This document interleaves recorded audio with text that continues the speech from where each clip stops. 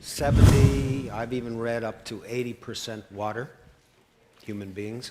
And of course the planet is 70, maybe 80% water, and yet we know less about this inner space than we do about the outer space. So our next speaker is going to answer 3 questions. What lived in the oceans? What does live in the oceans now? And what will live in the oceans in the future? This is Ron Keith O'Dor from Halifax, Dalhousie University. Thank you, Walter.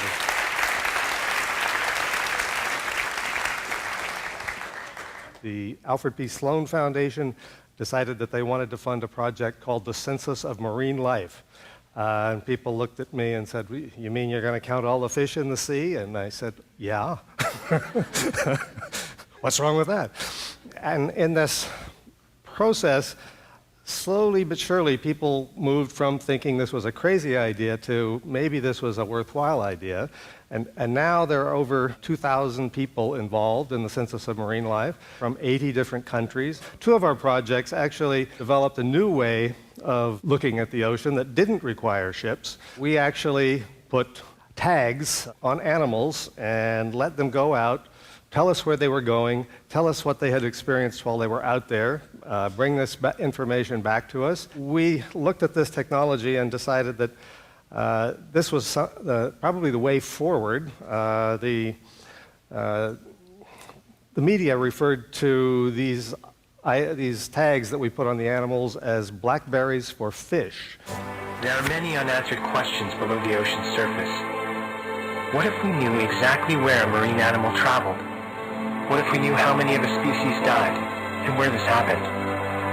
The answer to these and many other questions is closer than ever before.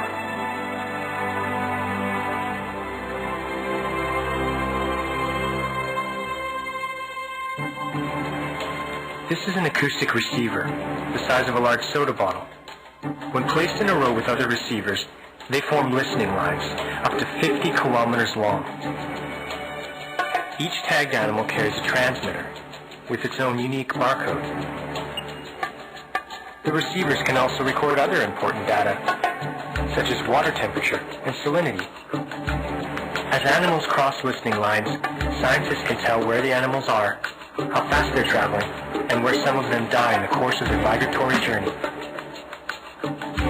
HOST has the ability to track a wide range of marine species, from fish to invertebrates to marine mammals. To visualize the scope of OTN, think on a grand scale. Picture a permanent structure made up of 5,000 sensors, forming 60 listening lines, tracking over 1 million animals simultaneously, from the Arctic to the Antarctic. By expanding this Canadian technology across all 5 of the world's oceans, OTN will gather information researchers need to address critical issues our oceans face, from endangered species to depleting fish stocks to global warming. There's a lot more stuff down there under the water that we really don't know about. We need to develop ways of managing the resources under the ocean. We need to be able to quantitatively measure ocean climate change on a global scale.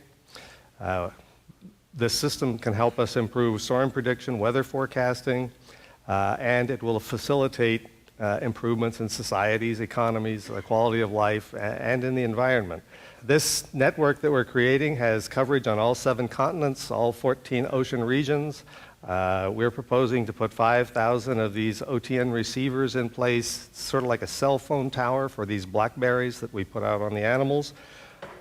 These are listening lines that essentially, if you pass one of these lines, you can download your data, and we can do this with 1 million different animals simultaneously.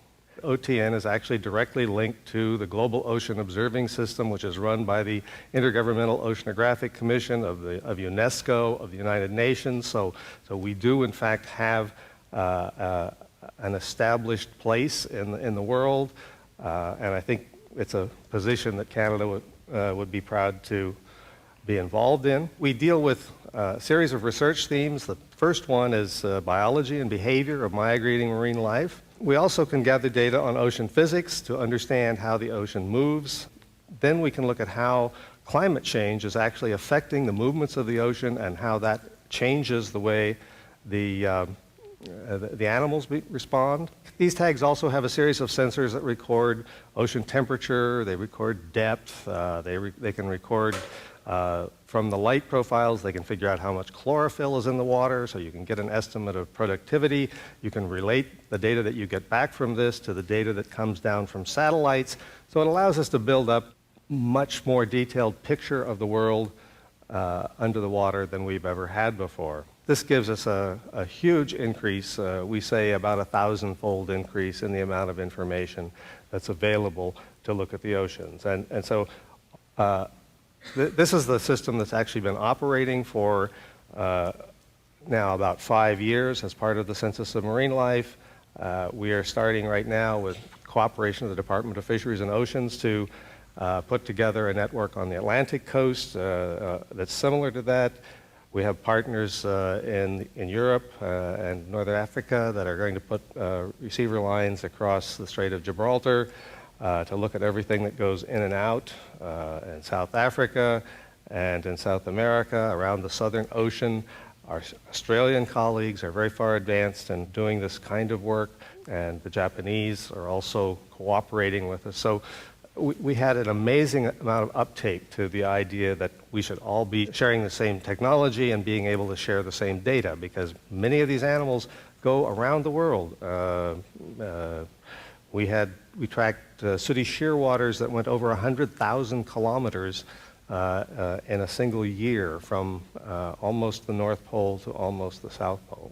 What you're seeing here is an animation on the right-hand side of the data from the POST system, Pacific Ocean Shelf Tracking, which was our Census of Marine Life project, which is actually still going on and working primarily on salmon and salmonids, but also has tracked green sturgeon from California all the way up to Alaska, but no one knew did this. It was an entirely new discovery that they were actually Canadian fish. They lived off the coast of Vancouver Island. They weren't American fish at all. They spent the majority of their time there in British Columbia. So we have a lot more data. We have a standardized data structure.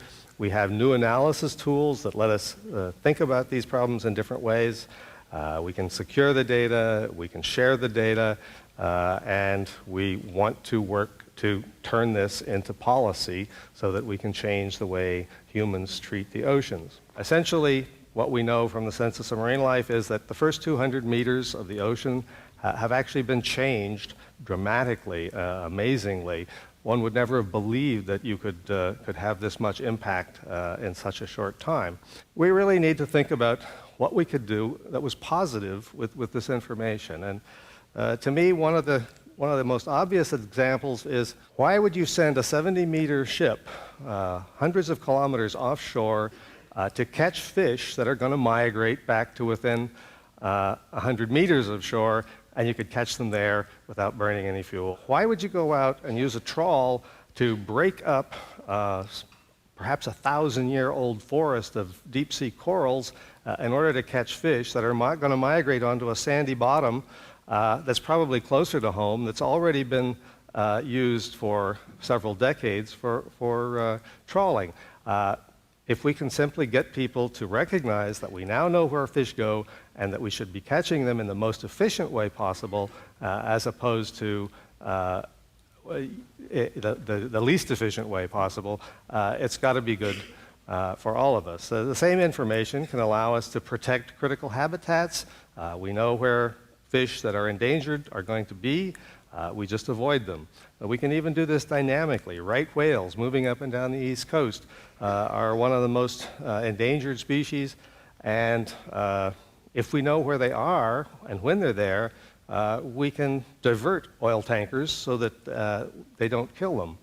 So there's lots of opportunities to do positive things with this kind of information. I gave this talk over the weekend to my daughter-in-law who lives here in Toronto, and asked her what the tagline should be for this audience. And she said, "More fish, less guilt."